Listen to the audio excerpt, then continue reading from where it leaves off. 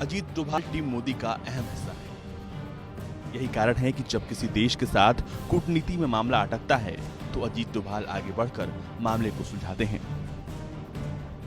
मामला आतंकी गतिविधि का हो या फिर किसी देश के साथ फंसा कोई पेचीदा मामला, उसको सुलझाने में डोभाल एक्सपर्ट माने जाते हैं। ऐसे में भारत चीन विवाद के बीच अजीत डोभाल एक बार फिर एक्टिव मोड में है। राष्ट्रीय सुरक्षा सलाहकार अजीत डोभाल भारत चीन की तनातनी पर नजर बनाए हुए हैं और हर एक गतिविधि की जानकारी ले रहे हैं।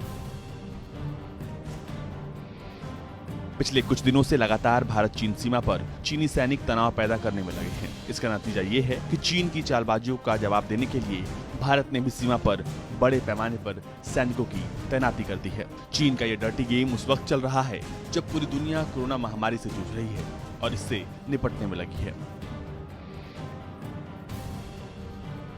कोरोना वायरस चीन से पूरी दुनिया में फैला और अब ये मांग जोर पकड़ रही है कि वायरस के फैलने की अंतर्राष्ट्रीय जांच हो और हजारों मौतों की जिम्मेदारी तय हो। ऐसे वक्त में चीन न सिर्फ जगह जगह टकराव के जरिए इस मुद्दे से ध्यान भटका रहा है, बल्कि नेपाल को भी भारत के खिलाफ भड़का रहा है। माना जा रहा है कि लिपुलेख मामले में नेपाल को उकसाने में चीन का ही हाथ है। अजीत डोभाल चीन के साथ सीमा विवाद पर पहले ही कई दौर में बातचीत कर चुके हैं। भारत के कहने से चीनी विदेश मंत्री के साथ मुलाकात कर सीमा विवाद पर चर्चा कर चुके हैं। हाल के दिनों में एनएसए डोभाल की नजर न सिर्फ चीन पर है बल्कि पाक पर भी बनी हुई है। जम्मू कश्मीर के सुरक्षा हालातों को लेकर ऑपरेशन रिव्यू मीटिंग की गई थी।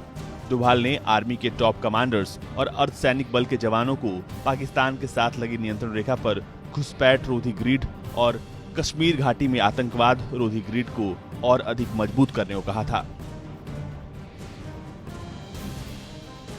वहीं कुछ दिन पहले म्यांमार ने एनएसए अजीत डोभाल की निगरानी में गुप्त अभियान के तहत 22 उग्रवादियों को भारत को सौंपा था। इस अभियान के साथ ही पहली बार बैकडोर डिप्लोमेसी ने परिणाम दिखाए थे। इस पूरे मिशन पर खुद एनएसए अजीत डोभाल निगाह बनाए हुए थे। फिलहाल भारत चीन सीमा पर दोनों देशों के सैनिकों के बीच नोकझोंक टकराव आम बात है। सीमा पूरी तरह स्पष्ट नहीं है, इसलिए पेट्रोलिंग के दौरान जब भी दोनों देशों के सैनिकों का आमना सामना होता है तो उनमें कभी हल्की तो कभी तीखी नोकझोंक देखने को मिलती है।